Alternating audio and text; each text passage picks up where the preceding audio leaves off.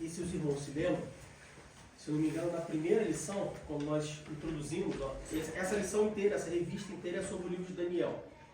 E na primeira, se não me engano, foi na primeira lição, foi eu que dei a primeira lição, eu acho que foi.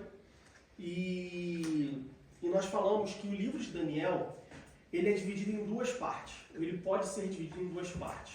Metade do livro de Daniel, então, não exatamente metade, mas até o capítulo 6 do livro de Daniel, ele é um livro histórico, ou seja, ele conta a história de um jovem chamado Daniel, e ele começa lá desde quando ele é levado cativo para a Babilônia, e essa história, entre aspas, termina com o Daniel na cova de leões, que foi a lição que nós vimos na semana passada. E a outra metade do livro, ou, de novo, não exatamente a metade, porque são metade, né? São 12 capítulos. E a outra metade do livro de Daniel, ele é um livro profético. Ou seja, é a parte do livro de Daniel que fala sobre profecias, sobre visões que o profeta Daniel teve acerca das últimas coisas, acerca do fim das coisas, a parte escatológica do livro de Daniel. Então o livro de Daniel ele é um livro metade histórico, metade profético. Tá? Hoje nós vamos começar a estudar a parte do livro de Daniel que fala sobre as profecias acerca do fim de todas as coisas. Que bate muito, ou não que bate, mas que complementa e é complementado pelas profecias do Apocalipse. Então, normalmente, quando você vai estudar dentro da teologia, quando você vai estudar sobre as últimas coisas, sobre o fim do mundo, você estuda o livro de Apocalipse, certamente você vai acabar estudando o livro de Daniel. Quando você começa a estudar as últimas coisas, sobre o fim dos tempos, sobre o fim do mundo, sobre grande tribulação, milênio e tudo mais, se você começar a estudar pelo livro de Daniel, certamente você vai terminar estudando, ou vai estudar também o livro do Apocalipse, porque eles se complementam. Então hoje nós vamos começar a ver a parte profética do livro de Daniel, que começa no Daniel capítulo 7. O nosso texto base se encontra em Daniel capítulo 7, do verso 3 ao verso 8, e depois do verso 8 nós vamos ler os versos 13 e 14 também. Mais especificamente, hoje nós vamos estudar sobre a visão que Daniel teve dos 4 animais. Daniel, e a gente vai ver quando que isso acontece, Daniel tem uma visão onde Deus mostra para ele 4 animais. E o objetivo da aula de hoje, nosso objetivo hoje é entender, primeiro, o que são esses 4 animais, o que eles representam para nós, o que eles apontam no sentido, seja passado ou no sentido profético, e o que isso significa para nós hoje na nossa vida cristã. Então, Daniel, capítulo 7, nós vamos ler do verso 3 ao verso 8 e depois os versos 13 e 14. Todos acharam? Amém. Amém? Daniel, capítulo 7, do verso 3 ao verso 8, diz assim: E 4 animais grandes, diferentes uns dos outros, subiam do mar. Essa é a visão que Daniel teve. Se a gente voltar no versículo 1, diz assim: No primeiro ano de Belsazar, rei da Babilônia, teve Daniel na sua cama um sonho e visões da sua cabeça. Escreveu logo o sonho e relatou a soma das coisas. Então Daniel ele teve essa visão em um sonho. Então versículo 3: E 4 animais grandes, diferentes uns dos outros, subiam do mar. O primeiro era como leão e tinha asas de águia. Eu olhei até que lhe foram arrancadas as asas, e foi levantado da terra e posto em pé como um homem, e foi-lhe dado um coração de homem. Versículo 5. Continuei olhando, e eis aqui o segundo animal, semelhante a um urso, o qual se levantou de um lado, tendo na boca 3 costelas entre os seus dentes. E foi-lhe dito assim: Levanta-te, devora muita carne. Depois disso, eu continuei olhando, e eis aqui outro, semelhante a um leopardo, e tinha 4 asas de ave nas suas costas. Tinha também esse animal 4 cabeças, e foi-lhe dado domínio. Versículo 7. Depois disso, eu continuava olhando nas visões da noite, e eis aqui o 4º animal, terrível e espantoso e muito forte, o qual tinha dentes grandes de ferro. Ele devorava e fazia em pedaços, e pisava aos pés o que sobejava. Era diferente de todos os animais que apareceram antes dele, e tinha 10 pontas, em algumas traduções 10 chifres. Versículo 8. Estando eu considerando as pontas, eis que entre elas subiu outra ponta pequena, ou outro chifre pequeno, diante da qual 3 das pontas primeiras foram arrancadas. E eis que nessa ponta havia olhos, como olhos de homem, e uma boca que falava grandiosamente. Agora vamos para os versículos 13 e 14. Versículo 13 diz assim: Eu estava olhando nas minhas visões da noite, e eis que vinha nas nuvens do céu um como o filho do homem, e dirigiu-se ao ancião de dias, e o fizeram chegar até ele. E foi-lhe dado o domínio, e a honra, e o reino, para que todos os povos, nações e línguas o servissem. O seu domínio é um domínio eterno, que não passará, e o seu reino, o único que não será destruído. Então esse é o texto base da nossa lição de hoje, que, como eu disse, dá início ao nosso estudo sobre a parte profética de Daniel. Como eu falei, Daniel, aqui no primeiro ano de Belsazar, e aí eu queria perguntar aos irmãos, a gente viu isso na aula retrasada. Quem foi Belsazar? Quem foi o rei Belsazar? Quem pode me dizer? Rei da Síria. Antes do Medo-Persa. Foi o neto de Nabucodonosor. Foi o neto de Nabucodonosor. E o que aconteceu no reinado de Belsazar com Daniel? Que passagem de Daniel, que história de Daniel nós encontramos durante o reinado do rei Belsazar? Quando ele pegou os copos e utensílios da casa do Senhor. Quando o rei Belsazar manda trazer todos os utensílios que foram apreendidos na tomada de Jerusalém e manda trazer para serem usados no banquete que ele estava oferecendo com seus amigos. E aí aparece aquela mão, ele vê uma mão escrevendo na parede, né? E aí ele chama Daniel e Daniel interpreta um sonho. Então aqui a gente vê que, poxa, mas a gente estudou isso lá atrás. Não foi agora. Daniel ainda não era menino, já era já de idade, mas a gente estudou isso, a gente viu isso antes do Império Babilônico, ou foi quando o Império Babilônico caiu e os Medo-Persas tomaram a Babilônia, e aí Dario, ou Ciro, colocou Dario para reinar sobre a Babilônia.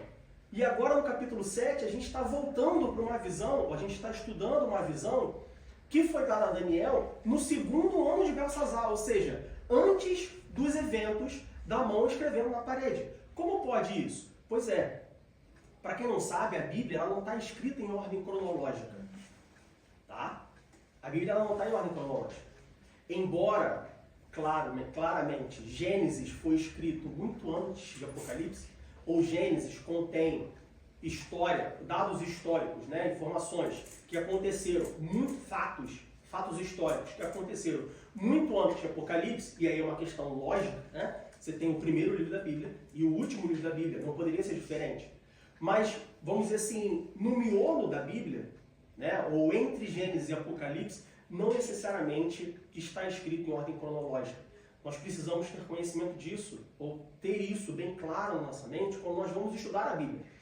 Porque se a gente achar, ou a gente estudar a Bíblia de uma forma cronológica, a gente vai acabar se confundindo. Ou vamos nos deixar ser confundidos. Porque a gente vai estudar Daniel capítulo 1, 2, 3, 4, 5, 6. Aí no capítulo 7 diz que foi no segundo ano do rei Belsazar. E você pode pensar, poxa, mas eu já passei pelo rei Belsazar. Então, será que é outro Belsazar então? Então, o que aconteceu aqui? Então nós precisamos entender isso. Principalmente quando se trata de profecias, e aí nesse caso especificamente acerca do fim do mundo, do fim de todas as coisas. Se nós formos lá, por exemplo, para o Sermão do Monte, onde Jesus fala sobre diversas profecias, ali então, embora em sentido cronológico, embora tenha sido falado no mesmo momento, Jesus ele dá todo aquele sermão na mesma, vamos dizer assim, na mesma vez, na mesma situação, o que Jesus fala ali tem coisas que são sequenciais, ou seja, tem, vamos lá, versículo 14, aí o versículo 15 vai acontecer depois do 14 e o 16 depois do 15. Mas aí no 17 diz sobre uma coisa que vai acontecer, não estou falando específico, estou dando um exemplo, tá? E aí no versículo 17, Jesus fala de uma coisa que vai acontecendo antes do 12. E no versículo 18 ele fala de uma coisa que vai acontecer depois do 15. Ou seja, quando nós estudamos a Bíblia, nós precisamos entender que nem sempre as coisas estão escritas ou relatadas ou descritas de forma cronológica. E aqui em Daniel, no capítulo 7, nós temos esse exemplo muito claro. Daniel capítulo 7 começa falando de uma visão que Daniel teve no 2º ano do rei Belsazar. Ou seja, muito antes do que aconteceu com Daniel, do que aconteceu no capítulo 6, nós vimos na aula passada, que foi Daniel falando dos leões. Tá? Então,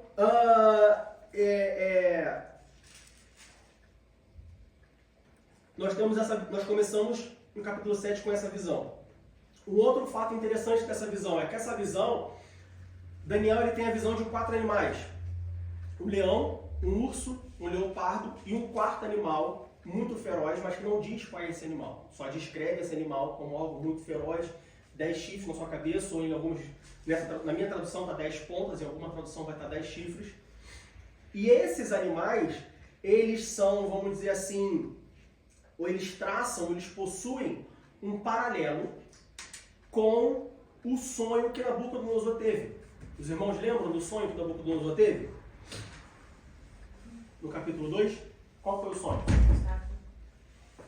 A estátua. Lembra que Nabucodonosor ele teve um sonho de uma estátua, né? E aí essa estátua ela era dividida, vamos dizer assim, em 4 partes. Você tinha uma cabeça, você tinha o peitoral, né, de prata, você tinha as pernas de bronze e os pés eram metade barro e metade... metade ferro. E a gente viu lá, quando estudou o capítulo 2, bem no início, que esses 4... Na verdade a gente não viu, mas eu mencionei, foi eu que dei essa aula, e eu mencionei que essa estátua, essas 4 partes da estátua, ela representava os 4 grandes impérios mundiais. Essa passagem, Daniel capítulo 7, esses 4 animais, ela tem, essa passagem, esse sonho, essa visão, ele tem um paralelo com aquela estátua, as 4 partes daquela estátua. Então, de novo, a gente vê que um sonho que Daniel teve lá no capítulo 2, logo depois, pouco tempo depois que ele tinha sido levado cativo, tem relação com um sonho, uma visão que ele teve alguns anos depois com o neto daquele rei, Nabucodonosor, tá? Que também a gente vai ver que parte dessa visão fala sobre o próprio Nabucodonosor, a gente vai ver isso, quando a gente vê o animal que foi colocado de pé como um homem, recebeu o coração de um homem, a gente vai ver o que isso significa. Mas que só foi escrito por Daniel, só foi relatado por Daniel lá no capítulo 7. Então veja que, do ponto de vista, vamos dizer assim, humano ou intelectual, alguém pode falar assim, poxa, mas Daniel também, ele não podia organizar tudo direitinho e escrever as coisas uma depois da outra. E fica miscelânea, capítulo 2, aí depois avança não sei quanto tempo, e depois escreve e volta para lá, e é uma visão que relata com um sonho que não foi que ele teve. Mas que bagunça é essa? Não é bagunça. Deus ele faz as coisas da maneira que tem que ser feito. Cabe a nós buscar entender isso, cabe a nós buscar saber quais são as bases ou os princípios que regem o estudo da Bíblia e seguir esses princípios que regem o estudo da Bíblia para nós podermos entendermos a mensagem de Deus. Amém? Amém. Pois bem, Daniel então ele tem uma visão. No versículo 1 do capítulo 7 diz: no 1º ano de Belsazar, rei da Babilônia, teve Daniel na sua cama um sonho e visões da sua cabeça. E aí, de novo, visões da sua cabeça, a gente precisa entender o que isso significa. Não é que Daniel comeu uma feijoada, foi dormir de barriga cheia, como diz no Brasil, e começou a ver coisas. Não. Ele teve visões da sua cabeça no sentido de que visões que Deus deu para ele na sua cabeça. Tá? Precisamos entender isso, porque senão um leitor da Bíblia desavisado, ele pode entender que, não, mas isso aí que Daniel está falando, isso aí foi...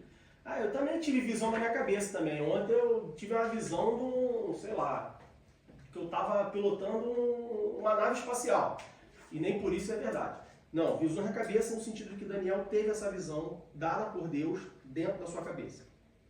Escreveu logo o sonho e relatou a suma das coisas. Ou seja, Daniel ele escreveu o seu sonho e relatou o sumário disso. Relatou o que isso significava.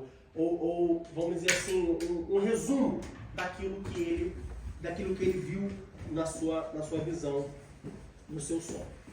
E aí, no versículo 2, Daniel começa dizendo assim: falou Daniel e disse: eu estava olhando na minha visão da noite, e eis que os 4 ventos do céu combatiam no mar grande. Meus irmãos, Paulo diz que lá em Timóteo, Paulo diz a Timóteo, na sua carta a Timóteo, que tudo que está escrito serve para alguma coisa. Tudo que está escrito serve para nos redarguir, para nos exortar, para nos edificar, para nos instruir. Quando nós estudamos a Bíblia, nós não podemos negligenciar ou deixar de lado nada do que a Bíblia nos diz. Por mais que seja apenas um fato histórico, por mais que seja apenas um número, por mais que seja, como eu costumo dizer, uma vírgula, nós precisamos considerar tudo que foi escrito no nosso estudo. É bem verdade que, muitas das vezes, nós vamos olhar um número e esse número é de fato somente um número, somente um dado histórico. Mas, nas outras vezes, nós vamos olhar um número e esse número vai ser a chave. E aí, quando a gente estuda, no seminário, na próxima segunda-feira, nós já estudamos sobre exegese e hermenêutica, que são regras para estudar a Bíblia. Muitas das vezes, esse número que a gente passa despercebido e fala assim, é só um número. Esse número vai ser a chave para nós desbloquearmos, vamos dizer assim, todo o texto. Ou vai ser a chave para nós entendermos todo o texto. Aqui no versículo 2, quando a gente lê, eis que os 4 ventos do céu combatiam no mar grande, pode dar a entender para um leitor desavisado, para um estudante desavisado da Bíblia, de que é apenas uma formação alegórica que Daniel teve.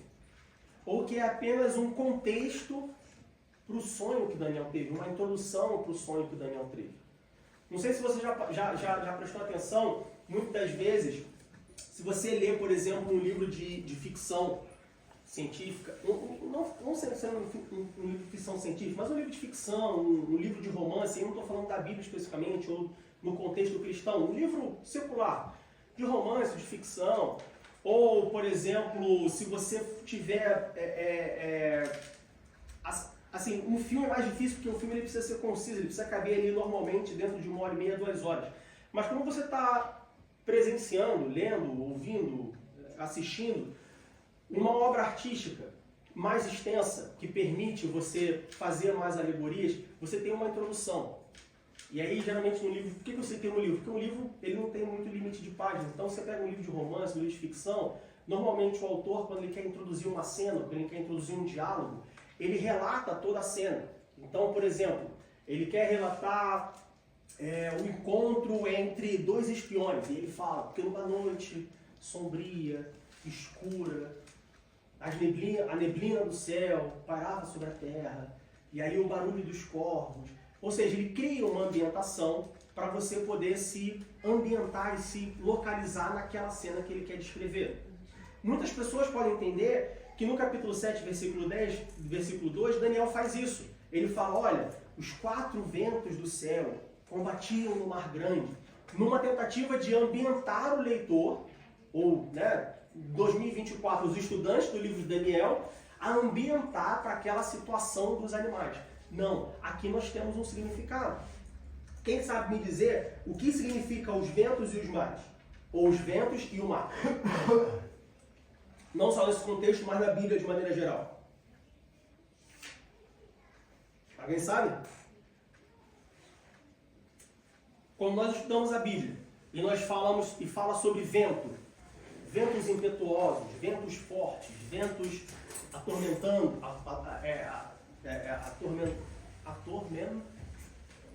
que atormentam.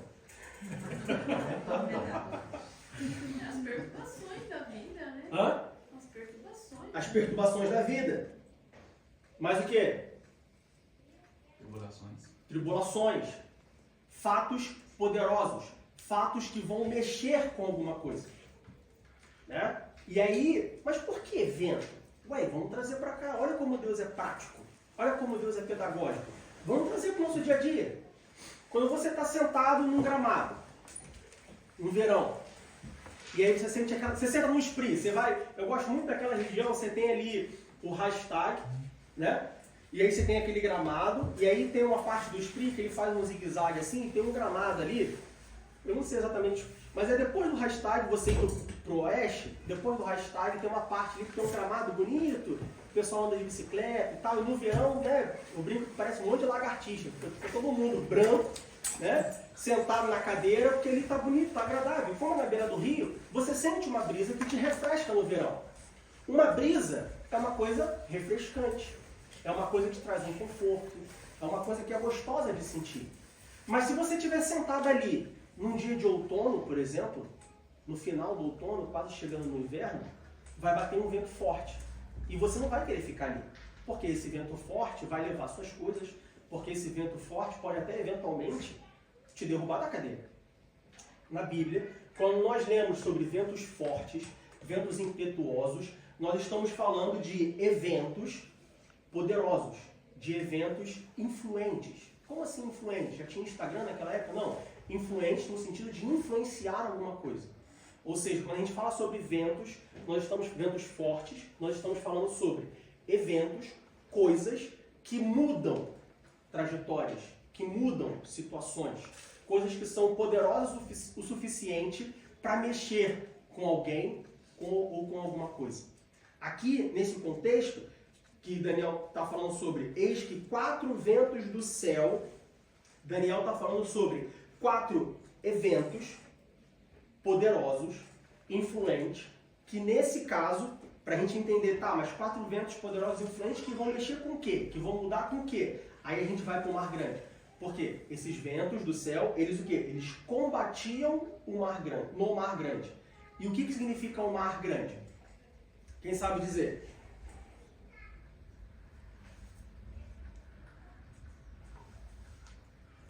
Vamos lá para Isaías capítulo 17, versículo 12. Isaías capítulo 17, versículo 12.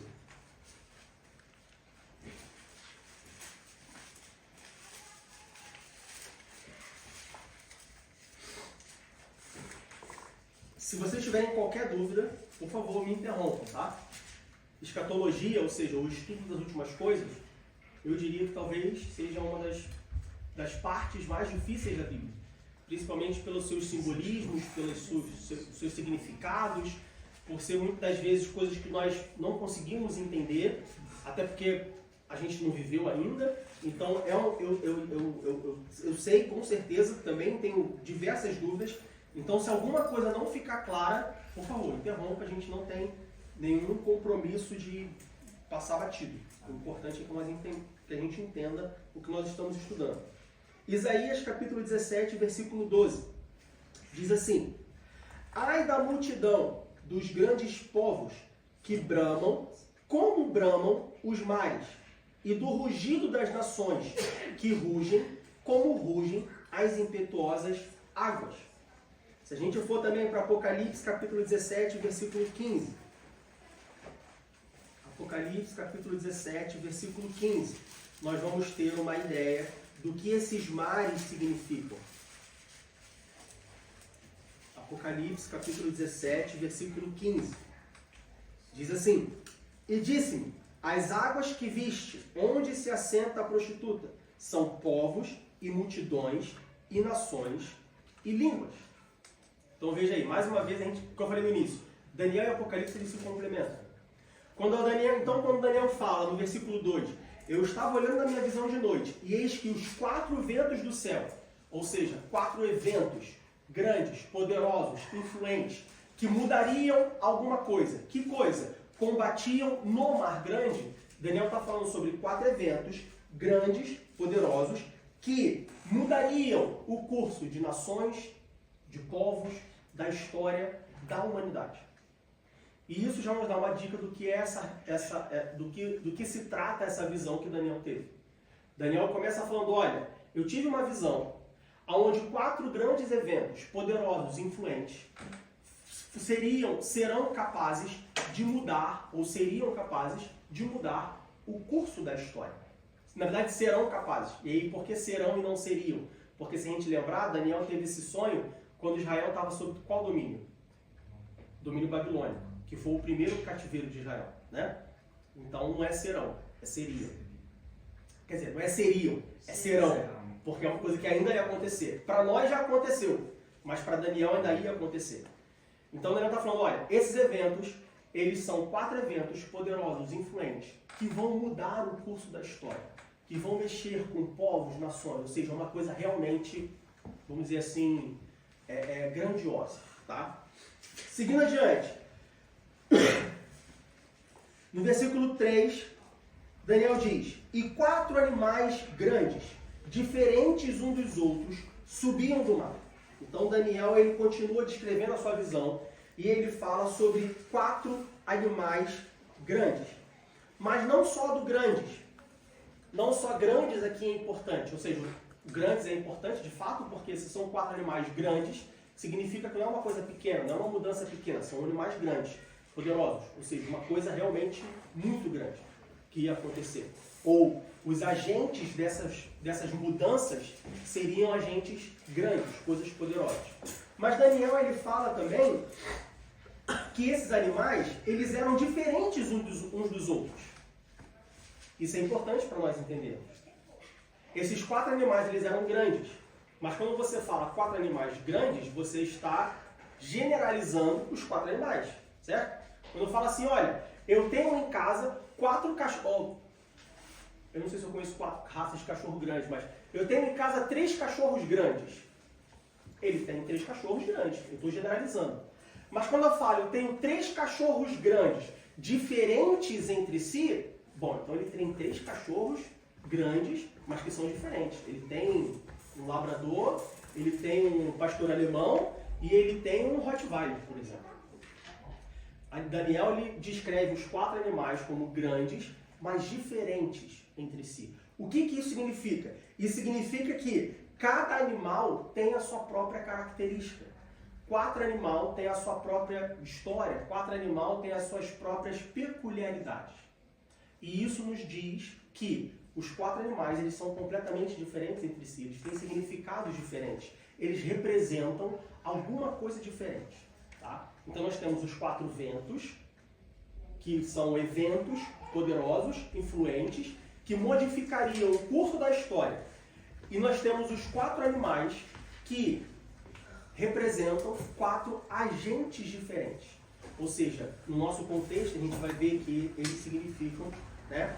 Eles representam 4 impérios diferentes, 4 forças no sentido de agente de transformações diferentes, distintos, cada um com as suas características, cada um com os seus poderes diferentes, poderes no sentido de capacidade. Um leão é diferente do urso, né? A gente vai ver que 2 dos 4 animais, leão, urso, leopardo, 4 não identificável, mas não conhecido, vamos dizer assim. Não tem na fauna. Não tem na fauna. Só de cara não tem na terra, porque o leão na serra, o urso no floresta, né? E o leopardo eles vivem em lugares diferentes, eles têm características diferentes, mas os 4 ou os 3, vamos dizer assim, têm o mesmo poder de destruição. Né? Um leão despedaça, sei lá, um ser humano como nada. O leopardo também. O urso também. São 4 animais grandes, mas diferentes. Na profecia de Daniel, isso representa 4 impérios, 4 povos, 4 nações que tiveram o mesmo poder no mar agitado, ou seja, nas nações, nos povos, na história, no curso da humanidade, só que de formas diferentes. Tá? Os 4 animais, um diferente do outro. O que eles representam? Vamos para o versículo 17. Aí olha, mais uma vez, nós estamos no versículo 7, capítulo 3. Né? Para a gente entender o que esses 4 representam, a gente tem que avançar 14 versículos na frente e ir para o versículo 17. Não seria mais fácil Daniel pegar o 17 e trazer para o versículo 4? Seria muito mais fácil, né? Facilitaria muito. Mas sabe o que eu gosto de pensar quando eu vejo esse tipo de coisa? Seria muito fácil. Imagina se Deus escrevesse a Bíblia, versículo por versículo, tudo que nós precisamos, um do ladinho do outro. Seria muito fácil. Você lia a Bíblia uma vez só e pronto, você já entendia tudo.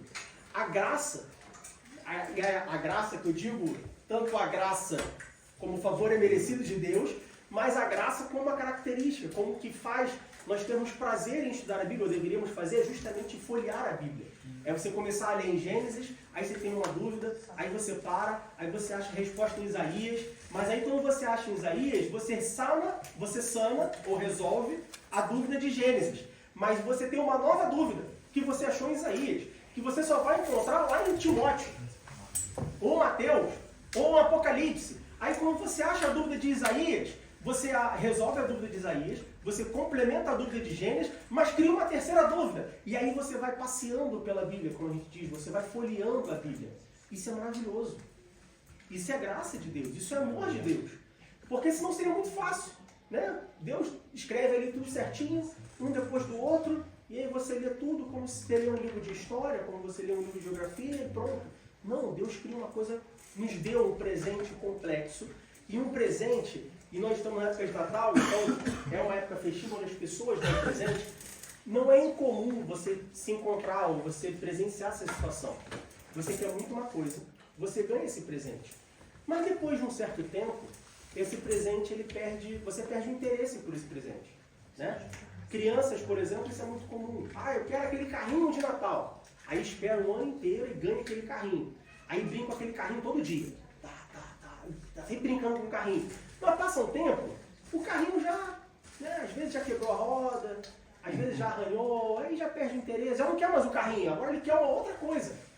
Se Deus nos desse a Bíblia, a sua palavra, de ordem cronológica, tudo organizadinho, bonitinho, um depois do outro, talvez depois que nós lêssemos a primeira vez, nós lêssemos a segunda vez, a gente perderia o interesse. A gente faria, já li tudo, já aprendi tudo, já sanei minhas dúvidas, mas olha como Deus é maravilhoso.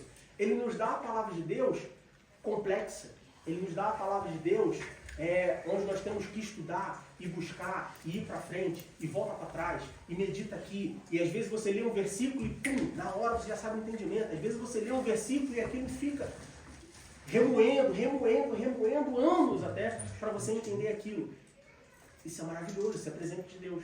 Então, o que muitas pessoas usam para justificar não estudar a Bíblia, que é a sua complexidade, que é a dificuldade de entender a Bíblia, é justamente, para aqueles que realmente querem estudar a Bíblia, é justamente o que faz a Bíblia ser interessante.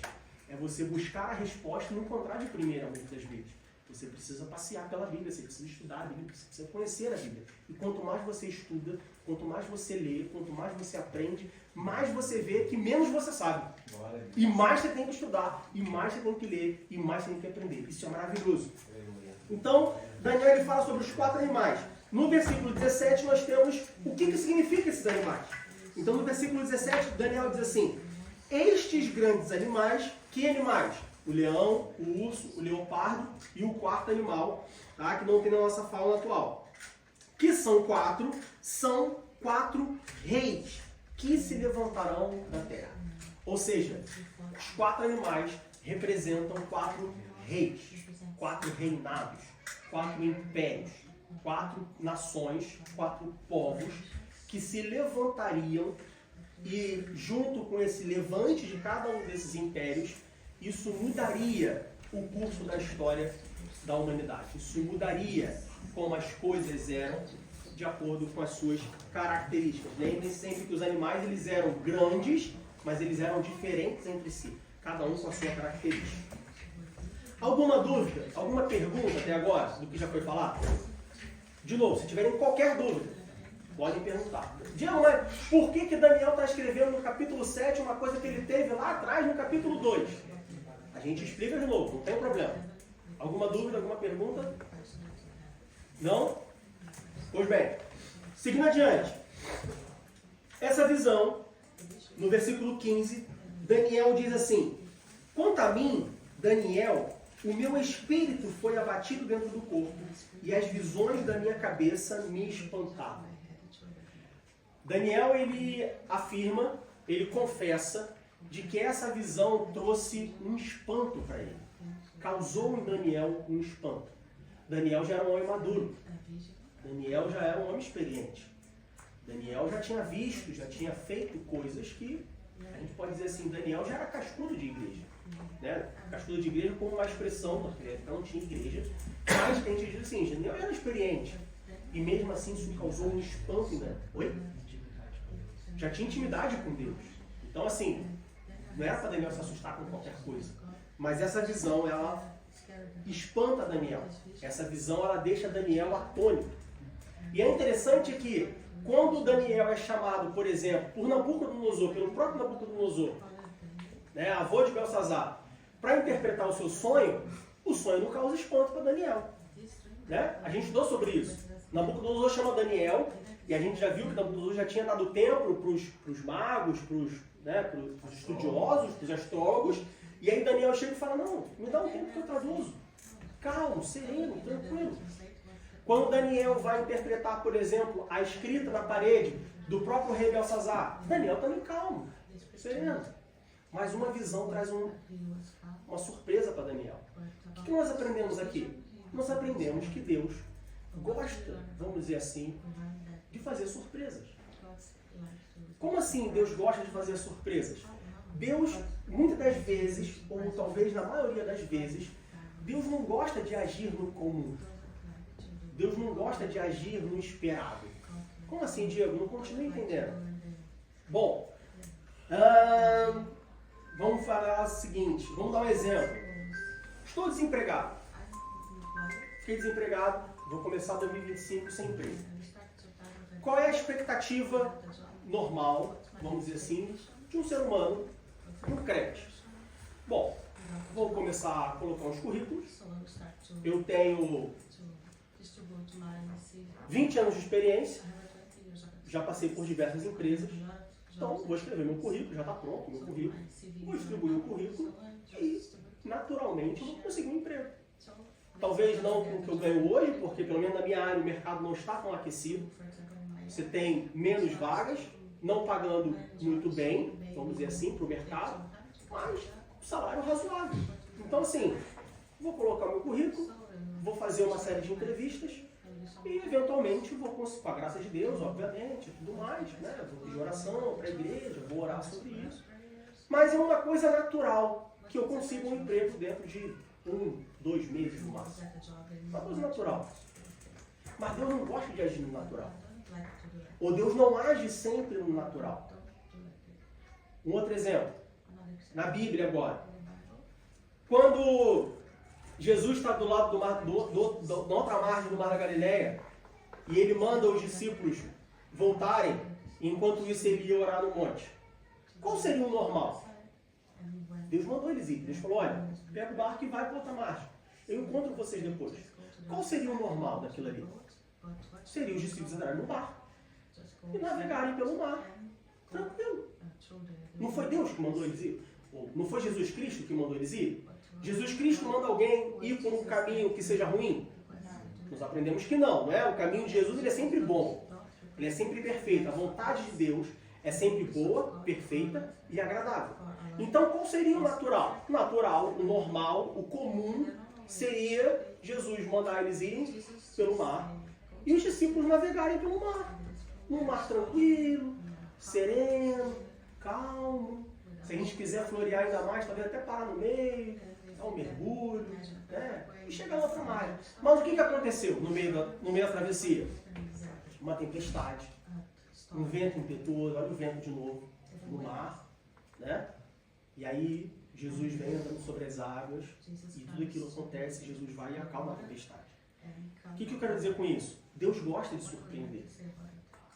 Deus ele tem um interesse peculiar em surpreender os seus filhos, vamos assim dizer. Mas por que Deus faz isso? Porque Deus ele é sarcástico? Porque Deus ele gosta de ver as pessoas surpresas? Não, porque Deus agir no comum, muitas das vezes, faz com que as pessoas não achem que foi Deus que agiu. Veja bem, voltando ao exemplo do desemprego. Se eu colocar no meu currículo 20 anos de experiência, 8 anos na Alemanha, e conseguir um emprego um mês depois, é uma coisa normal, não é?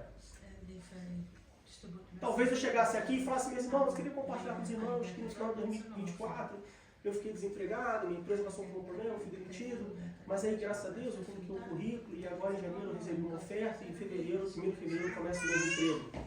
Talvez os irmãos, né? Amém, aleluia, glória a Deus, mas é uma coisa, né? Uma coisa pequena, uma coisa, né? Agora, se eu chegar aqui e falar assim, meus irmãos, com 20 anos de experiência, eu fiquei 1 ano desempregado. E aí, depois desse 1 ano, Deus me abençoou e eu fui contratado com uma empresa ganhando 3 vezes mais o salário da minha empresa anterior. Seria uma coisa surpreendente. No mercado como está hoje, seria uma coisa extraordinária. Eu tenho quase certeza que a glorificação dos irmãos seriam muito mais audíveis. As pessoas ficariam muito mais maravilhadas. Caramba, ele conseguiu uma empresa, um emprego, ganhando 3 vezes mais no mercado atual. Olha, isso é uma coisa maravilhosa. Realmente foi Deus que fez. Então Deus gosta de surpreender. Só que o fato interessante é que mesmo Deus gostando de surpreender, Deus ainda tem o cuidado de nos surpreender, mas sem apavorar.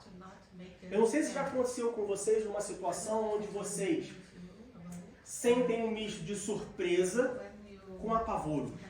Por exemplo, se eu chegar pro meu filho e falar assim, se eu chegar pro Daniel e falar assim, filho, hoje eu vou te levar num restaurante, cara, que é um restaurante diferente, que você vai comer uma comida que você nunca comeu antes. Meu filho gosta muito de carne.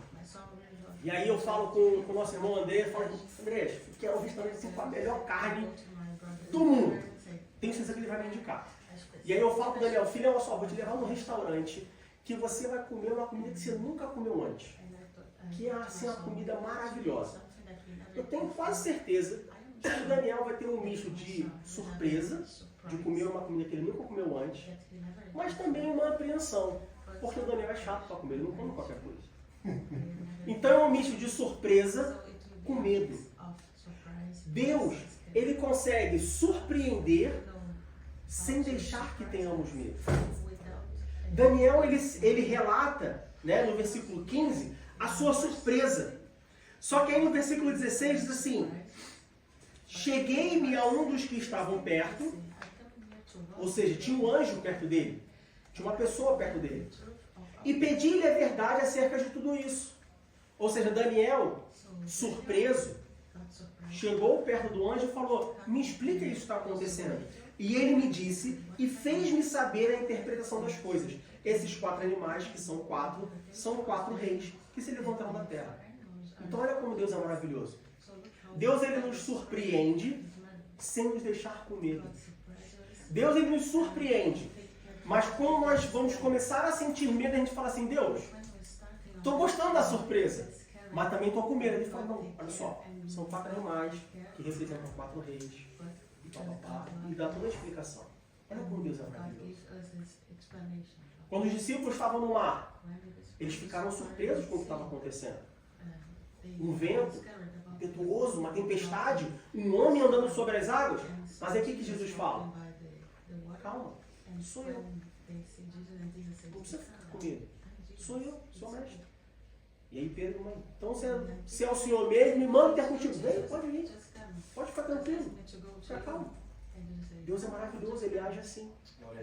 Ele não age nem na maioria das vezes, ele não age no comum. E isso é bom, porque isso nos tira da zona de conforto. Se Deus sempre agisse no comum, se Deus sempre agisse no natural, nós ficaríamos na zona de conforto. Então Deus, ele gosta de surpreender. Deus, ele gosta de fazer uma coisa diferente. Deus, ele gosta de, olha só, não é bem como você espera. Vai chegar lá, mas não como você espera. Deus gosta da surpresa. Só que Deus gosta da surpresa, mas não nos deixa com medo. Ele nos consola, ele nos acalma. Olha só, fica calmo, fica tranquilo. Confia em mim, que vai dar tudo certo. Nós passamos por essa experiência. Provavelmente você não lembra, mas você lembra. Vamos dizer que você lembre quando... Ou quem tem filho. Vocês lembram quando vocês ensinaram o seu filho a andar? Era uma coisa nova para o seu filho ou para a sua filha. Andar. Era uma surpresa. Mas eles tinham medo de cair. E você, como pai, como mãe, fez o quê? Calma, meu filho. Segura na minha mão, que eu vou te ensinar a andar. É uma surpresa para você. Eu sei que você está com medo, mas eu vou te tranquilizar. Deus, ele faz isso. Ele fez isso com Daniel. Então Daniel ficou surpreso, espantado, mas tinha um anjo do lado dele, onde ele pediu, me explica. E o anjo explicou para ele o que isso significa. E qual é a interpretação desse sonho?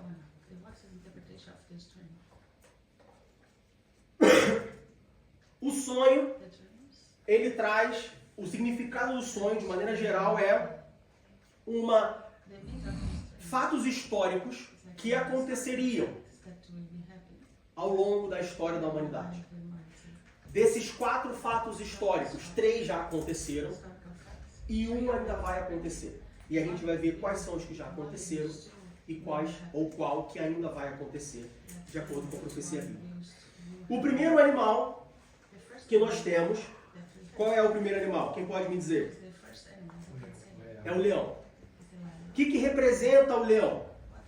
O leão, ele representa o Império Babilônico. Quando a gente volta lá para Daniel, capítulo 2, olha mais uma vez a gente passeando na Bíblia. Às vezes você pensa assim, pô, o Diego também ele pega uns versículos onde, rapaz? Eu demorei para achar Daniel e agora ele me manda lá para o outro lado da Bíblia. Bem que Daniel capítulo 2 não é tão longe assim, mas é de propósito, é para a gente conhecer a Bíblia, para a gente passear pela Bíblia. Daniel capítulo 2, versículo 38, diz assim: e onde quer que habitem filhos de homens, animais do campo e aves do céu, eles te os entregou na tua mão, e fez que dominasse sobre todos eles. Tu és a cabeça de ouro. Aqui Daniel está dando a explicação do sonho que Nabucodonosor teve, da estátua. A estátua ela tinha uma cabeça de ouro. Daniel fala, tu, Nabucodonosor, é a cabeça de ouro, é o teu reino.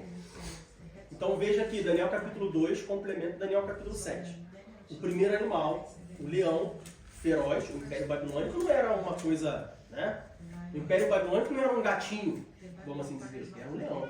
Era o maior império até então. Se a gente olhar para a história, você vai ver tudo que o Império Babilônico conquistou naquela época. Então o leão representa o Império Babilônico, corresponde à cabeça de ouro de Daniel capítulo 2, versículo 38. Nabucodonosor ele é comparado ao leão. Mais ainda, no versículo 4 diz assim: o primeiro era como leão e tinha asas de águia. Eu olhei até que lhe foram arrancadas as asas, e foi levantado da terra, e posto em pé como um homem, e foi-lhe dado um coração de homem. Alguém sabe me dizer a que esse trecho se refere? Nós já estudamos sobre isso. A que isso se refere? Tinha asas de águia que foram cortadas e foi colocado em pé como um homem e foi-lhe dado um coração de homem. Nós já vimos o que o leão representa.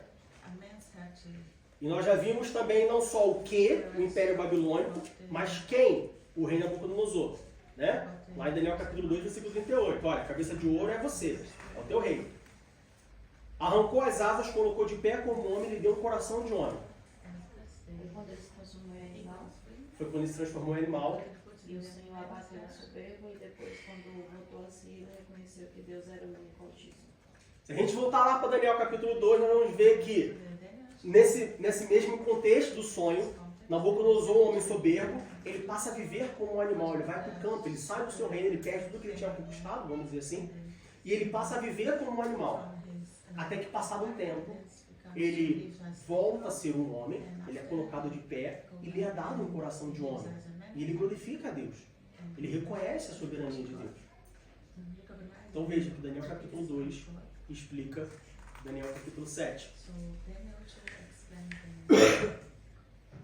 Ainda, versículo 7, capítulo 7, versículo 4. Então, o leão representa, ou simboliza, ou significa, ou tem um paralelo com a cabeça de ouro da estátua de Nabucodonosor. Representa o Império Babilônico, o primeiro grande império mundial. E aí aqui a gente não está falando de Bíblia, a gente está falando de história. Se você sair daqui, da igreja hoje, e você for no Pergamon Museum, se bem que eu acho que ele está fechado, não sei, está fechado, né? Acho que ele está fechado só acho que 2027, se não me engano, alguma coisa assim. Então você vai ter que esperar mais um pouquinho. Mas se você for no Pergamon Museum, você vai ver o portal de Istar, que é um portal babilônico, que foi reconstruído. É um portal real, eles pegaram as ruínas do portal e reconstruíram, né, dentro do museu. Uma coisa magnífica, maravilhosa do ponto de vista artístico. Como que eles conseguiram fazer aquilo. E lá você vai ler que o Império Babilônico, ele foi o primeiro grande império mundial. É um fato histórico. Ou seja, Daniel aqui, de novo, ele não está falando uma coisa aleatória que ele viu, não, ele está constatando a história enquanto ela estava se desenrolando, porque aqui o Império Babilônico ainda era o Império Mundial. Então Daniel aqui, ele não está, não, porque está falando do Império Babilônico, porque o Império Babilônico é o maior Império Mundial. Até aqui ele não era o primeiro grande Império Mundial. A história foi reconhecida depois, né? É como se, por exemplo, em setembro eu dissesse que o Bayern de Munique é o grande time da Alemanha que vai ser campeão da Alemanha. Não, eu estou em setembro aí, no início da temporada. Se eu falar isso em maio, no final, é uma coisa, mas falar em setembro, não. Daniel estava aqui em setembro, no início da temporada, vamos dizer assim, do Império Babilônico. Então o leão ele representa o Império Babilônico. Mas aí tem um segundo animal. Qual é o segundo animal? O urso, né? Versículo 5. Continuei olhando, e eis aqui o segundo animal, semelhante a um urso, o qual se levantou de um lado, tendo na boca 3 costelas entre os seus dentes. E foi-lhe dito assim: levanta-te, devora muita carne. Quem é o segundo urso? Quem é o segundo animal? O que o segundo animal representa? Qual foi o segundo grande império mundial? O Império Medo-Persa, que foi o império que conquistou o Império Babilônico. Quando a gente volta lá para Belsazar, né, na mão escrevendo, o que aconteceu naquela mesma noite? Os Medo-Persas, enquanto Belsazar estava dando o seu banquete, diz a história, e aí não a história bíblica, mas a história secular diz que Ciro estava ali organizando, articulando a invasão. E naquela mesma noite, os Medo-Persas invadem a Babilônia, tiram Belsazar e acabam com o Império Babilônico. Então o segundo animal, o urso, ele é o Império Medo-Persa, que na estátua é representada pelo peito e os braços de prata. Prata, ouro, prata. Segundo grande império mundial, o Império Medo-Persa. Seguindo, no versículo 5, diz assim: tendo na boca 3 costelas entre os seus dentes. E aí, alguns teólogos entendem ou afirmam que essas 3 costelas entre os dentes seriam 3 grandes potências que foram conquistadas pelos Medo-Persas. Alguém sabe dizer quem são essas três potências conquistadas pelo Medo-Persa?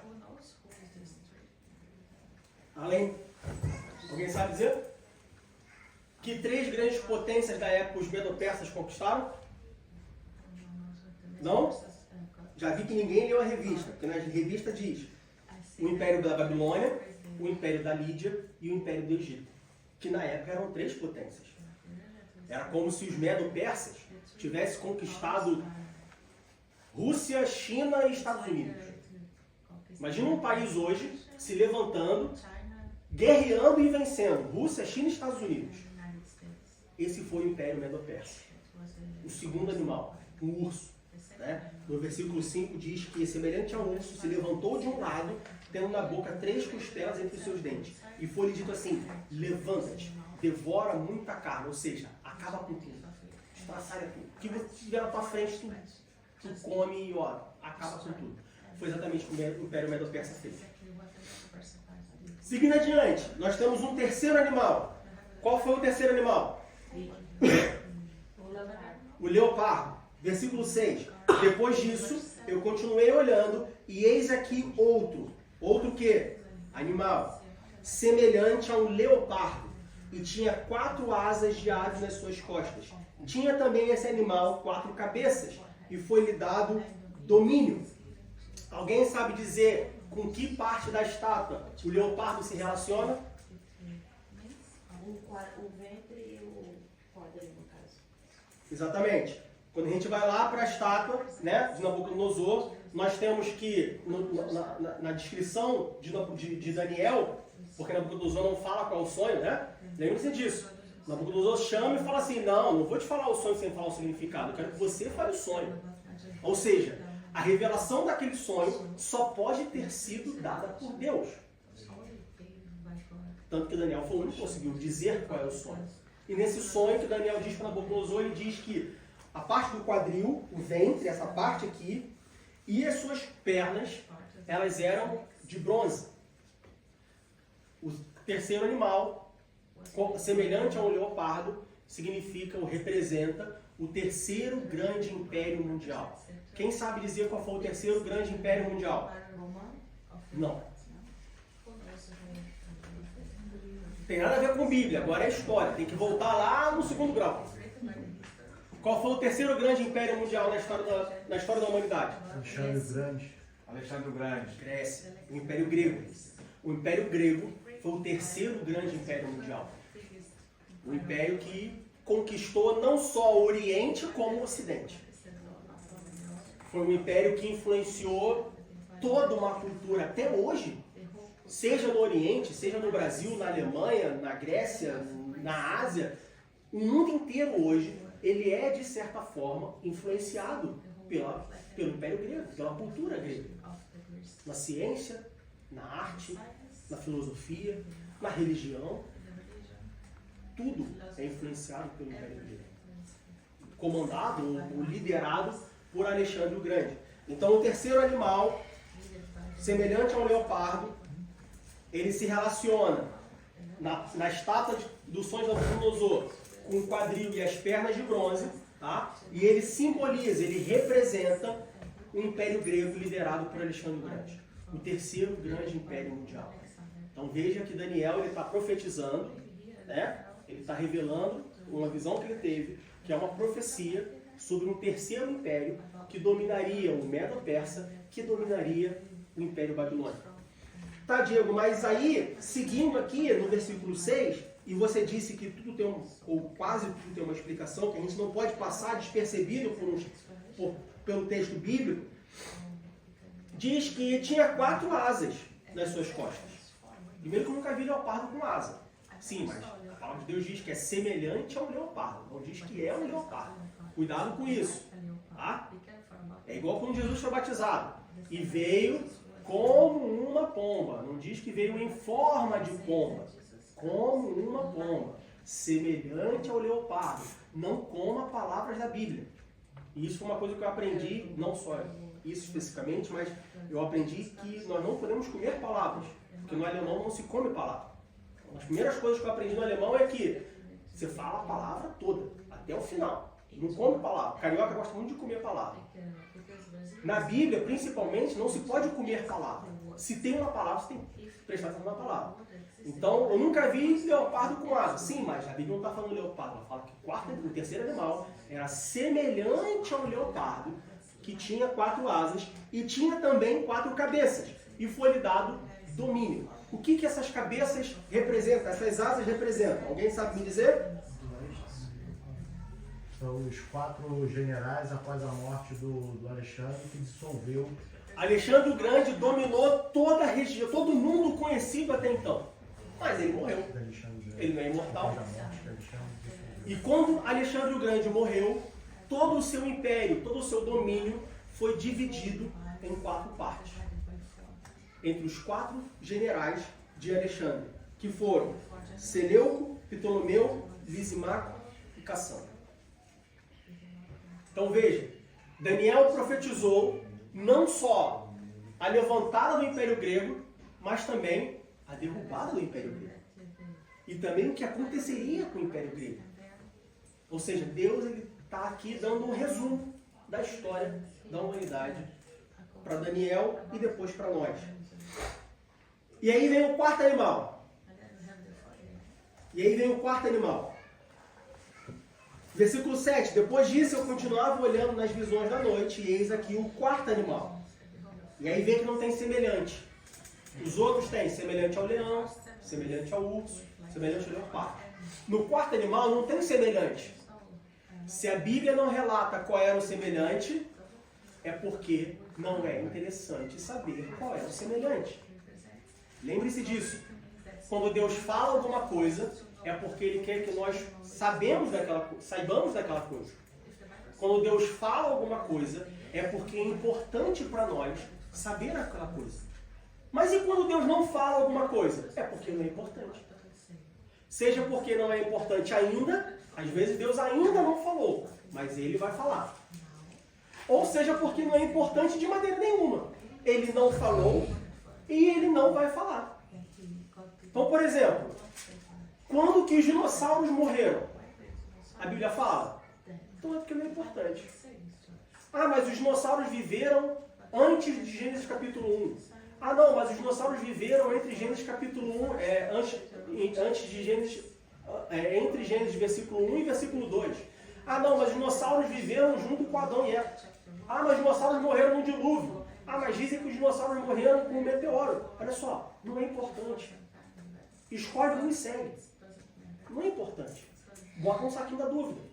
Quando você encontrar com Jesus, vai ter uma fila quilométrica, pode ter certeza. Você entra na fila, pega uma senha e fala, sim, minha serva, sim, meu servo. Que bom te ver por aqui em Jesus, tem uma dúvida. Quando que os dinossauros morreram? Estou brincando, não vai ter uma fila do céu. Não imagina uma fila do céu quilométrica, você tira dúvidas. Tire dúvidas com Jesus. Mas, assim, se a Bíblia não fala, não é importante. Então tome cuidado, principalmente porque quando a gente fala sobre escatologia, que é o estudo das últimas coisas, existem muitas alegorias, existem muitas fantasias. E quando a gente pega escatologia e neopentecostalismo, aí que vira uma sopa de legumes, que tem tudo. Aí o pessoal já inventa o quarto animal e já bota o quarto animal como no seu... Então, olha só, cuidado com alegoria, cuidado com fantasia. Coloca os pés no chão e se atenha ao que a Bíblia diz. A Bíblia não diz como... A Bíblia não diz a que se assemelha o quarto animal. Só diz que tinha um quarto animal, ele era terrível, espantoso e muito forte, o qual tinha dentes grandes de ferro. Ele devorava e fazia em pedaços, e pisava aos pés o que sobejava. Ou seja, aquilo que sobrava, ele pisava, ele amassava, ou seja, ele não se importava. Ele não cuidava do que sobrava. Né? Era diferente de todos os animais que apareceram antes dele. E tinha 10 pontas. Em algumas traduções, 10 pontas. Quem sabe me dizer quem era esse quarto animal? Ou o que representava esse quarto animal? O Império Romano. O último grande império mundial. Os 10 chifres seriam os blocos de nações? Em algumas interpretações, sim.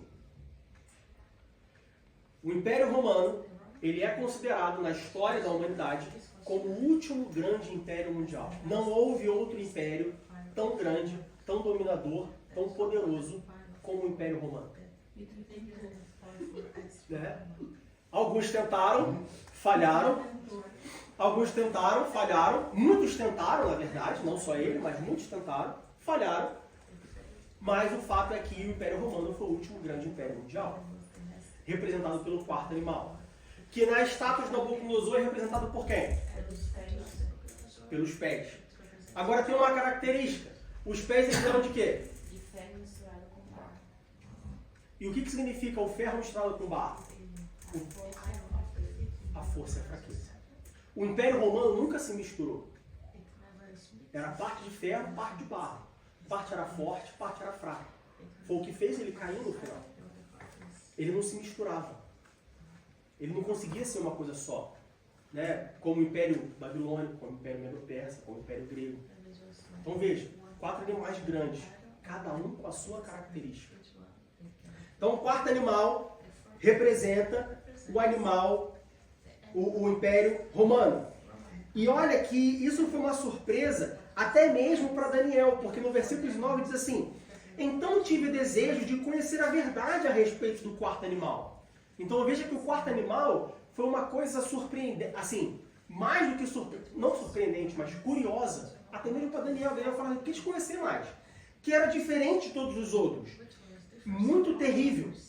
Ou seja, era diferente dos outros 3, porque era muito terrível. Os outros eram terríveis, mas o quarto animal era muito terrível. Cujos dentes eram de ferro e as suas unhas de metal que devorava, fazia em pedaços e pisava aos pés do que subejava. Sobre esse animal, o profeta Daniel, ele antecipa um fato da história da humanidade que foi a existência, o domínio do Império Romano.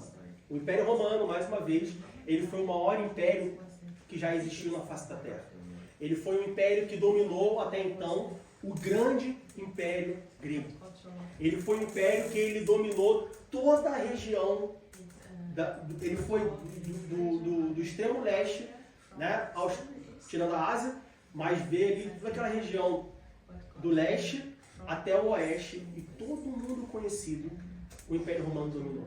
Ele veio lá da Turquia, do leste da Turquia, até Portugal, todo mundo conhecido.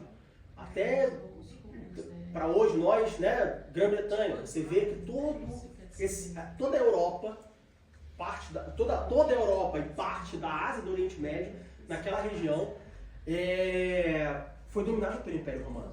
E não somente isso, a descrição do animal também mostra como o Império Romano... A toda não.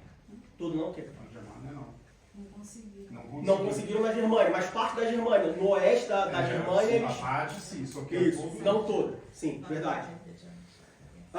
E na descrição desse animal, ele diz como que seria esse domínio do Império Romano, do quarto animal. E hoje nós sabemos como que foi esse domínio, o que permitiu que o Império Romano se expandisse tão rápido e de forma tão imponente. Por quê? Quando a gente vai no versículo 7, diz assim: o qual tinha dentes grandes de ferro, e ele devorava e fazia em pedaços. Uma das características da dominação do Império Romano era justamente a divisão que o Império Romano fazia das nações que ele conquistava. Uma das coisas que o Império Romano identificou que seria crucial para a sua expansão e o seu domínio era justamente dividir as regiões. Então o Império Romano, quando ele invadia um novo, quando ele tomava uma nação, ele dividia aquela nação e colocava sobre aqueles pedaços divididos, sobre aquelas regiões, ele colocava, ele dividia em regiões, províncias, distritos, e cada região, província e distrito tinha não um rei, mas um prefeito, tinha um governador, né? Quem foi o governador da região de Jerusalém na época de Jesus Cristo? Não. Pôncio Pilatos. Pôncio Pilatos era o governador daquela região. Tanto que quando Jesus foi preso, Jesus é levado para quem? Para Pôncio Pilatos. E aí, os judeus falam para Pôncio Pilatos o que Jesus fez, e Pôncio Pilatos faz o quê? Ele lava as mãos. Ele fala: olha, eu não vejo erro nenhum nesse homem aí, mas se vocês querem, o problema é de vocês. Por quê? Porque isso era uma outra característica que facilitou a expansão e o domínio do Império Romano, que foi o quê? Não se meter com aquilo que ele conquistou. Conquistei a Judéia, conquistei o povo, os judeus.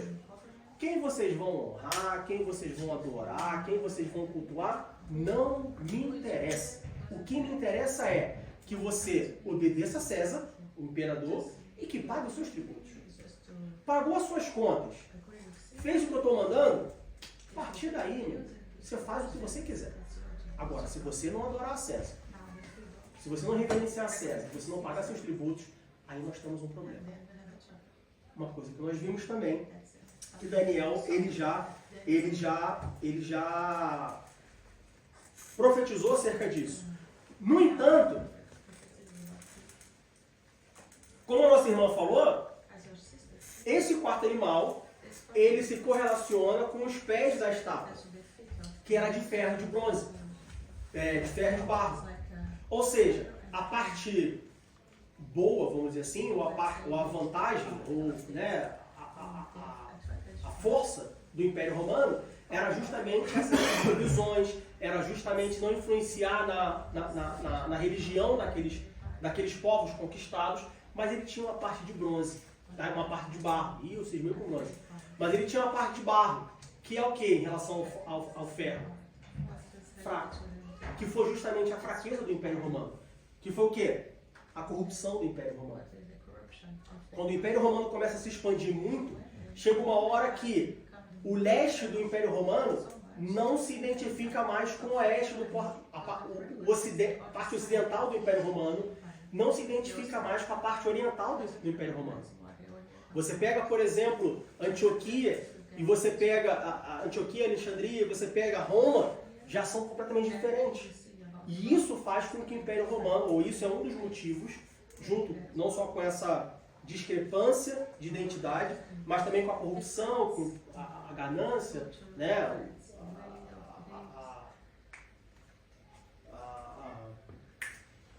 A ganância dos governadores, a busca pelo poder faz com que o Império Romano imploda. Ou seja, o Império Romano ele não foi conquistado. Ele implodiu. Ele se destruiu de dentro para fora. Ele cresceu tanto que ele acabou, né, se autodestruindo. Que é uma lição muito grande para nós.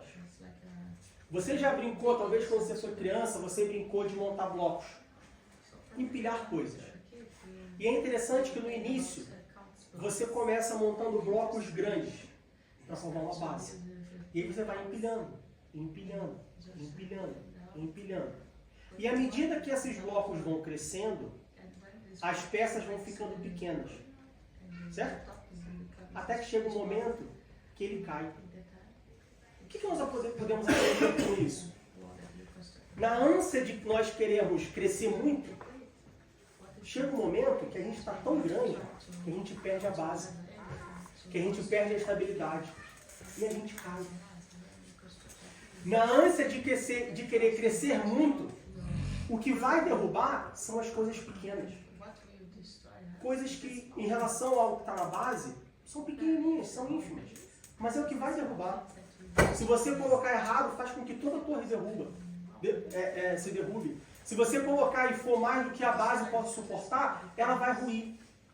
Então, na sua vida, e aí quando eu falo vida social, vida profissional, vida conjugal, e principalmente na sua vida cristã. Cuidado para você não querer ser maior do que você consegue ser. E acabar derrubando. E acabar implodindo. Às vezes, eu já ouvi pessoas falando, não, porque eu quero estudar a Bíblia e estudar o Novo Testamento, porque eu quero ser reconhecido como um especialista no Novo Testamento. Ele não conseguiu ser reconhecido. Pelo contrário, acabou com uma igreja. Então, cuidado com isso. Não, porque eu quero estudar a Bíblia, eu quero ser muito, porque eu quero crescer a igreja, eu quero que essa igreja tenha não sei quantos mil membros, não sei quantos mil metros quadrados, mas por quê? Para quê? Com qual propósito? Sempre se pergunte isso. Todo plano que você tiver, todo sonho que você tiver, todo objetivo que você tiver, coloque dentro dessas medidas. Coloque dentro pese na balança qual o propósito? Qual a motivação? Por que eu quero estudar tanto a Bíblia?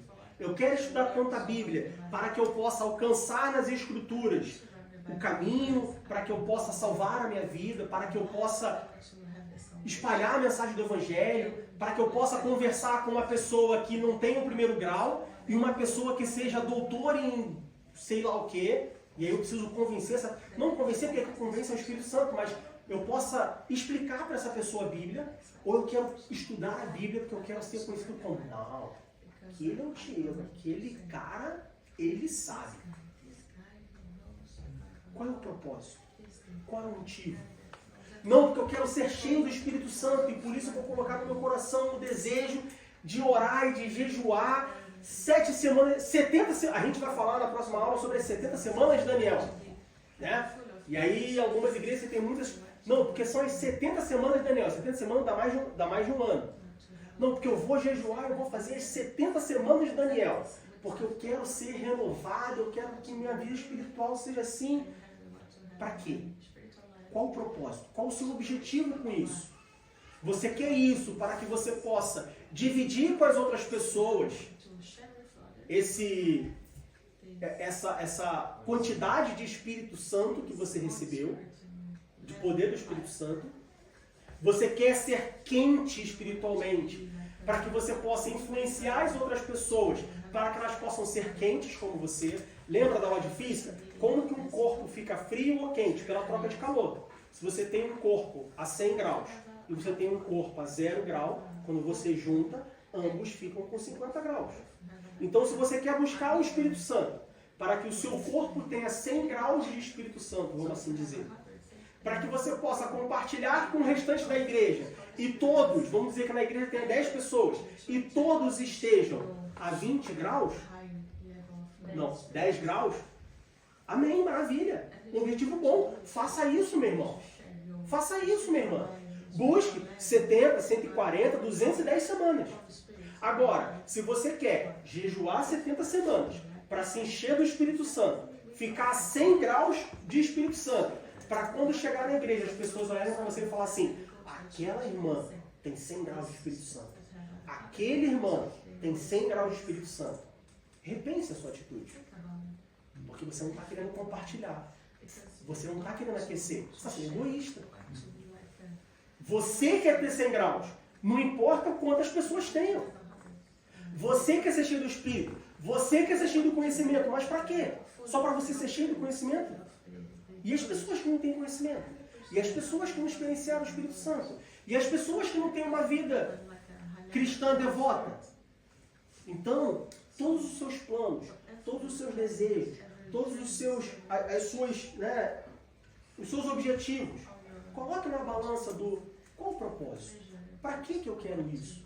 E se o propósito for dividir, amém, glória a Deus. Que faça 70, 140, 210. Agora, se o propósito for ter só para você, olha, peça ao Espírito Santo que fale o seu coração. Talvez você esteja querendo fazer a coisa certa pelo motivo errado. E aí é um problema. Porque tem um ditado no mundo que 100% não se aplica nas coisas de Deus. Deus não escreve certo por linhas tortas.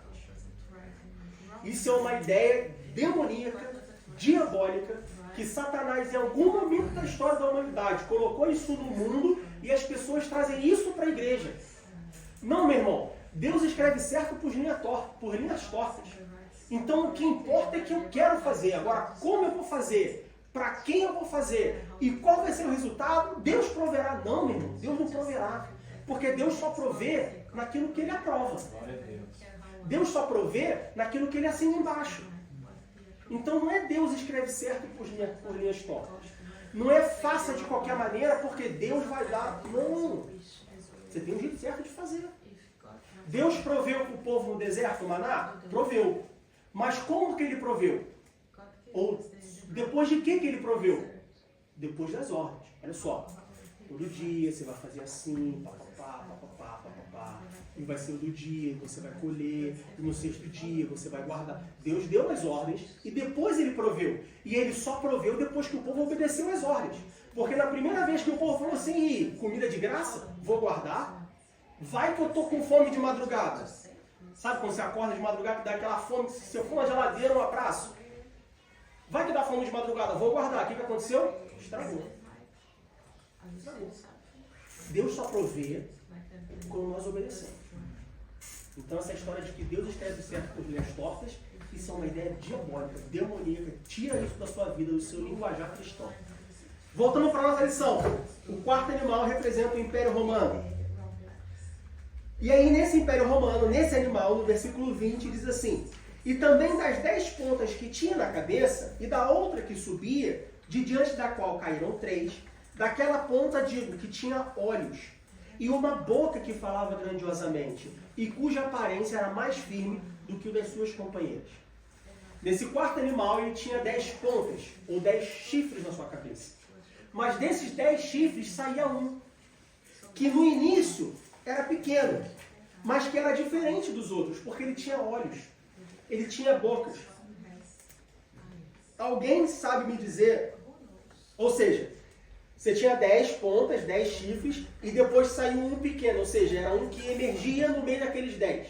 Era um que se sobrepunha, né, se tinha destaque, mas que saía depois daqueles 10, porque ele era menor, os outros 10 eram maiores. Então, ele veio depois dos 10, no meio, e ele se sobrepunha. E ele era diferente porque ele tinha olhos e tinha bocas. Alguém sabe me dizer o que representa? E aí, vamos assim, na escatologia pentecostal, o que representa esse chifre, essa última ponta? Essa pequena ponta? Por que eu disse escatologia? Enquanto vocês pensam, por que eu disse escatologia pentecostal? Porque quando a gente fala sobre escatologia, sobre as profecias do fim do mundo, existem diversas linhas escatológicas. Né? Tem gente que é, por exemplo, pré-tribulacionista, ou seja, acredita que a igreja será arrebatada antes da grande tribulação. Tem pessoas que creem que não, que a igreja será arrebatada durante a grande tribulação. Tem pessoas que são amilenistas, ou seja, elas não creem no milênio, um período de 1000 anos, onde Cristo reinará juntamente com a igreja aqui na Terra, no planeta Terra. Tem pessoas que são milenistas. Então, assim, existem diferentes linhas escatológicas. Nós, da Assembleia de Deus, seguimos a escatologia pentecostal. Nós somos pré-tribulacionistas, milenistas e dispensacionalistas. Um dia ainda teremos um estudo só sobre isso. Muito obrigado, irmã. Deus te abençoe. Minha boca está seca demais. Na escatologia pentecostal, o que significa essa ponta que começou a surgir no meio das 10? Esse seria o iníquo descrito pelo apóstolo Paulo, o anticristo? O anticristo. Na escatologia pentecostal, essa ponta pequena que surge, e aí a gente vê que ela é pequena, ela não é o tamanho dos outros, ou seja, está começando, ainda vai crescer, representa o anticristo, o iníquo. Vamos lá para o versículo 21, capítulo 7, versículo 21. Eu olhava e eis que essa ponta fazia guerra contra os santos e os vencia. Olha que coisa terrível. Ele guerreava contra os santos e vencia. Isso é preocupante para nós. Porque guerrear contra os santos, Satanás faz isso desde o dia 1, desde o dia 0. Mas venceu os santos, ou seja, ele conseguiu cumprir o seu objetivo. Qual é o objetivo do anticristo? Nós vamos ver em Apocalipse. É enganar, é fingir que é uma pessoa, fingir se apresentar como Deus, se apresentar como Salvador. E ele conseguiu fazer isso. Ele vai conseguir fazer isso. Isso é preocupante. Aonde está a sua fé? Aonde está o seu conhecimento da Escritura? Aonde está a sua intimidade com Deus? Para quando o anticristo chegar, e nós cremos que ele ainda virá, para quando o anticristo chegar, ele não consiga em você ter sucesso na missão que ele planejou. Você já pensou nisso? Isso é uma coisa preocupante. Só vai conseguir não se deixar ser enganado quem conheceu o verdadeiro. Se você conhece o verdadeiro, você não é enganado pelo falso. Se você conhecer o verdadeiro Deus, se você tiver intimidade, não só conhecer, porque conhecer o diabo também conhece. Se você tiver intimidade com o verdadeiro Deus, quando o falso Deus se apresentar, você vai falar, opa, isso aí é falso. Porque o verdadeiro eu conheço. O verdadeiro eu estou com ele todos os dias. O verdadeiro eu já ouvi a sua voz. O verdadeiro eu já senti o seu carinho. O verdadeiro eu já ouvi a sua correção. Essa correção é diferente. Glória a Deus. Preste atenção nisso. Cuidado com isso. Ainda, se a gente for lá para Apocalipse, capítulo 17, olha aí mais uma vez a relação Daniel e Apocalipse. Apocalipse, capítulo 17, versículos 12, 13 e 14. E os 10 chifres que vistes são 10 reis que ainda não receberam o reino, mas receberão o poder como reis por 1 hora, juntamente com a besta. Não 1 hora, 60 minutos. Né? Tem um simbolismo, é um pedaço de tempo. Estes têm o mesmo intento e entregarão o seu poder e autoridade à besta. Estes combaterão contra o cordeiro e o cordeiro os vencerá, porque é o Senhor dos senhores e o Rei dos reis. Vencerão os que estão com ele, chamados eleitos e fiéis. Então, na escatologia pentecostal, essa pequena ponta que surge no meio dos 10 é o anticristo. Por que pequena? Porque ainda vai surgir. Começou, mas ainda vai surgir, ainda vai se mostrar, ainda vai se apresentar. E quem é o anticristo? Bom, como nosso irmão falou, em 2 Tessalonicenses, capítulo 2, versículo 8, ele se apresenta como o iníquo. E aí eu não vou dizer para você o que significa o iníquo, porque se você tem vindo ao culto de doutrina, você sabe o que significa o iníquo, porque você sabe o que significa iniquidade. Porque no culto de doutrina nós temos estudado sobre o pecado. E o nosso pastor, muito bem explicado, falou o que significa iniquidade. Então você sabe o que é o iníquo. Se você não sabe, é porque você não estudou ou porque você não veio ao curso de doutrina. Então, venha ao curso de doutrina. 2025, novo ano, resolução, coloque no seu coração o desejo de vir ao curso de doutrina e aprender mais. 2 Tessalonicenses, capítulo 2, versículo 8, Paulo apresenta ele como o iníquo, e então será revelado o iníquo, a quem o Senhor desfará pelo assopro da sua boca e aniquilará pelo esplendor da sua vida. Duas coisas. Primeiro, o iníquo, o anticristo. Segundo, quem desfará pelo assopro da sua boca é o Senhor. Não são os santos. Lembre-se disso.